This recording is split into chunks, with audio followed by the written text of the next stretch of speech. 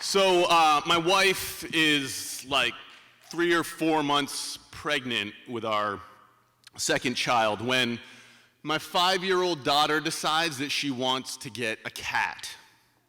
So, my wife grew up with cats, so right away, she's all about it. I am not really a cat guy. As a boy, I spent a lot of time in my mom's village in Thailand. And, in Thailand, cats kind of run feral in the streets. So to me, having a cat in our house was a little bit like living with a possum or a raccoon. But I knew this was one of those really important family decisions where my opinion would matter about zero. And so, sort of as a consolation prize, my wife says, well, maybe you'd feel better about having this cat around if you got to choose the color, right? So instantly I'm thinking, I don't give a damn if the cat has fur that's like American flag fur, whatever, And then I get this idea. I think, I want a black cat. Because to me, black cats are not bad luck. Black cats are ninjas. Yes. And if they're ninjas, they're probably Asian. And if they're Asian, they might even have a little bit of Thai blood, right? So a few days later, my wife and daughter come home from the animal shelter, and they've got this big box in their arms, and the box has got holes in it. My daughter's got this big smile on her face. She says, Daddy, right? And then she puts the box on the floor and opens the lid, and out comes this little black kitten. And my daughter's already got a name picked out for the cat. It's Poppins, as in Mary, right? So apparently, this is the dirt on Poppins is that she was found on the side of the road in a plastic storage bin that had been duct taped shut. I know, horrible. And the minute my daughter walked into the animal shelter, Poppin ran right into her arms, okay? So over the next, 6 or 7 weeks, I start to learn a lot about what my role is going to be in Poppin's life. So apparently, this might be news, apparently pregnant women cannot be around cat litter. I didn't know that. They can't. And my daughter's only 5, so I am like cat litter guy, okay? Cat box, man. The other thing is that Poppins really likes to be outside. So every time we open the door, Poppins runs outside. And more often than not, she will climb a tree and get stuck like 30 feet up in trees, okay? And so I actually like the whole tree part because before I became a dad, I was really into mountaineering and climbing and doing dangerous things on ropes. So this gave me an opportunity to sort of dust off my gear, and go up after Poppins on these rescue missions as like the dad hero of our neighborhood.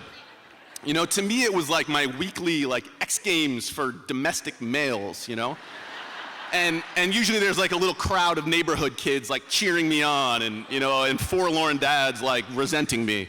And anyway, so that April my wife goes into labor. We have this beautiful baby, another girl.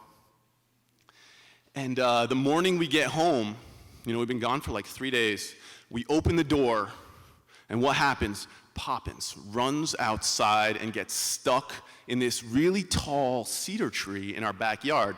And I'm thinking, Poppins, like not a good time, Poppins, not a good time. We got the baby at home, this is my... And I'm thinking, this is not a first priority.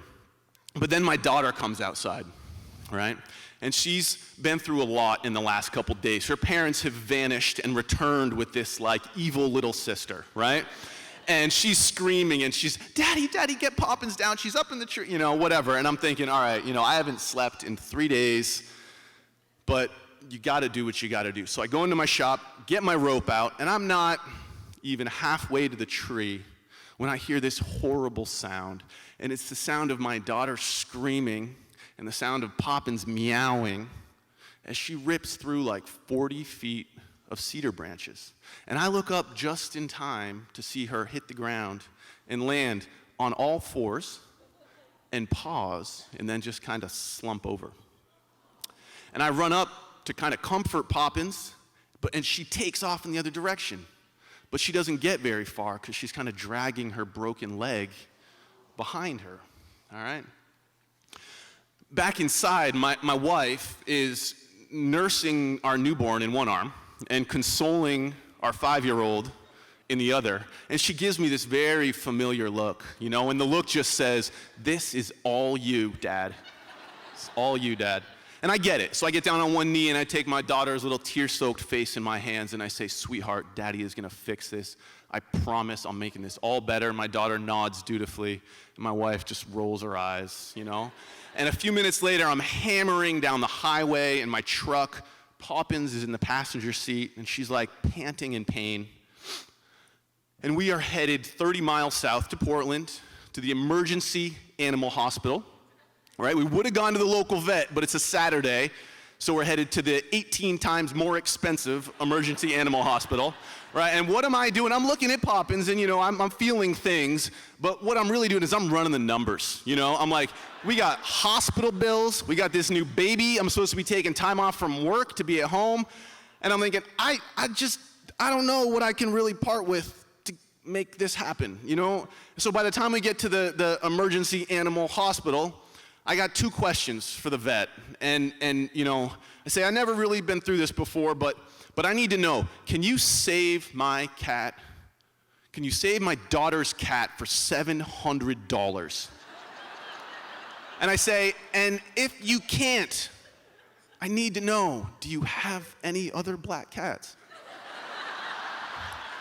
So, like 6 hours later, and like 9 issues of Cat Fancy later, I'm like driving north again. It's like midnight, and Poppins is in the passenger seat, and she's all doped up on pain meds, and she's got this big gnarly cast on her leg, and I got a whole handful of painkillers for kittens, and I get home, and I guess that's what $700 gets you in this day and age.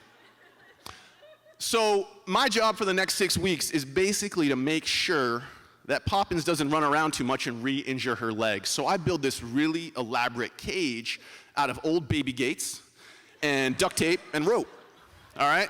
And Poppins, I think she has still kind of shook up from the trauma of being stuck inside that storage bin. She just hates being inside this cage, right? It's heartbreaking, and inevitably, we're just not paying the same attention to her as we used to, and she gets really depressed, and she starts sleeping in her litter box. Now, at this point, my wife is getting up, 9, 10 times a night to nurse the baby, and I find myself, waking up too, but kind of like tiptoeing downstairs just to sort of check up on Poppins, And at that point, I'm tired, and it's late, and I start talking to Poppins. I say, "Poppins, I get it. I used to have a lot of freedom too, Poppins. I get it." And Poppins, she's talking back to me. Poppins, she's telling me, she's not telling me anything, but by then I can intuit kind of her deeper feelings, So 6 weeks pass, and miraculously Poppins' leg heals, good as new, all right? And this is when I get this bright idea. I say, maybe this cat's true nature is to roam. Maybe she's born to run, And so one morning, I open the door and I say, "You know what, Poppins? Go free. Be an outdoor cat, Poppins. You earned it, right? If I can't have my friend," I'm just kidding. And pretty soon, things are going great, right? Every night when I come home from work, I'm the guy, I'm calling out, "Poppins, Poppins." And little Poppins just comes bounding across the backyard and runs into my arms, right? It gets to the point where I can't leave our house without Poppins kind of jogging behind me like a little puppy through our neighborhood. It even gets to the point where I decide that I'm gonna start bringing Poppins to my office with me, and she can sleep on my feet while I write books, And then I get this bright idea, well, maybe I'll just kind of carry her around in this little man purse satchel accessory, right? So not only have I become this cat guy, But I've kind of transformed myself into this medieval beastmaster type figure, like roaming around our neighborhood with a cat in a little like leather like thing, pouch. It's great, really important time in my life. And then one night, Poppins doesn't come home. And I think, that's okay. Poppins met another kitten. All right, it's all right. So I leave a bowl of food out for Poppins on our front porch. 2 nights go by, there's still, the bowl is still full. 3 nights go by, the bowl is still full. I start to get worried. The next day at work, my wife gives me a call, and she is crying. Apparently, animal control found a little black kitten in our neighborhood. And really, the only solace they can offer us is that it seems as though Poppins died the minute she was run over. So I get home from work that night, and my wife meets me at the door, and she's crying, and she tells me that animal control has dropped off Poppins' body at our home, and she is in a trash bag on our front porch. And so somehow we break the news to my daughter, and she erupts into tears. And that night, as she would for the next 3 months, my little girl falls asleep with a framed picture of Poppins in her arms. And when I get downstairs, before my wife goes to bed, she gives me that look again. And it's that look that says, "This is all you, Dad." So I go outside, and I pick up that trash bag off the front porch. And I'm Buddhist, and I consider giving my little Thai cat an open-air cremation. But this is a suburban neighborhood in Brunswick, Maine. So instead, I carry that bag into my workshop. And I take Poppins out, and I put her on a table. And it's pretty sad. She's got pine needles and grass and dirt up in her fur. And I clean her up a little bit.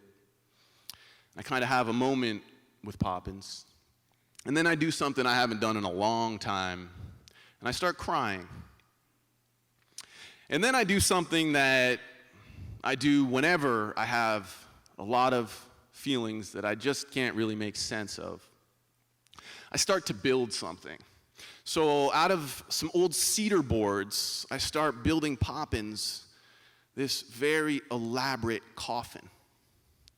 And I'm at it for like 6 hours. And it's like 2 a.m. And the last thing I do is I build a lid for the coffin. And before I screw it down, I cut into the lid a hole in the shape of a heart that I make sure is just big enough for Poppins to crawl out of. And I don't know where kittens go when they die, but wherever Poppins is headed, I just want her to know that she's not trapped inside another box. Thank you.